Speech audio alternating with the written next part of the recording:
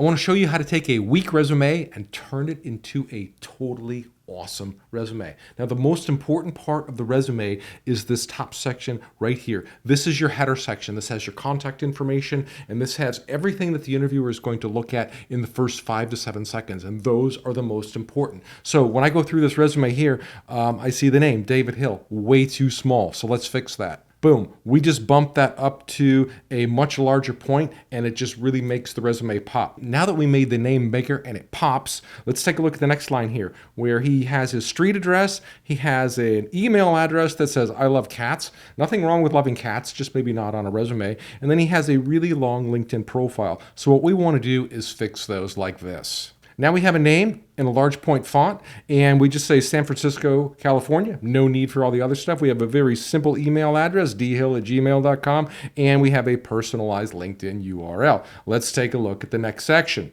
All right, the next problem with this resume is it doesn't communicate what he wants to be doing. Sure, it says he's good at project management, data analytics, and Java, and open source, but it doesn't tell me what he wants to be doing. So we fix that with a very simple objective statement like this. Now we have an objective statement that says Senior Director of Software Engineering. So I know that he wants to be a director level, executive manager, software engineer in the healthcare industry. That simple statement tells me a lot. You may have heard that job objective statements are passé, and the old style ones are where people write this big long paragraph that explains everything that they want to be doing. Those are dead. What you want is a simple job objective statement that instantly communicates what you're looking for. Now, if I'm a hiring manager and I'm looking for a director of software engineering and I read this resume, you know what? I found it in 0.02 seconds. And that is huge. And that makes me want to keep reading this resume.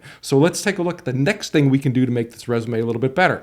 Now, he has a bunch of skills here that say he's good at project management, data analytics, Java, open source, mentoring. That's great. Those are a lot of skills, but they're out of context. I don't know if he's a 1 or a 10. I just don't know. So let's put those skills into context like this. Now we got rid of that skills summary and we put in what's called a professional summary. And we have a bunch of skills now that we put in context. And now he talks about what he did with those skills, and he quantifies his results. He delivered $45 million in software solutions. His teams have 150 software developers, $10 million projects. He resulted in $17 million in renewed contracts. He quantified his results. He took those skills and he shaped them, and he talked about what he did with them.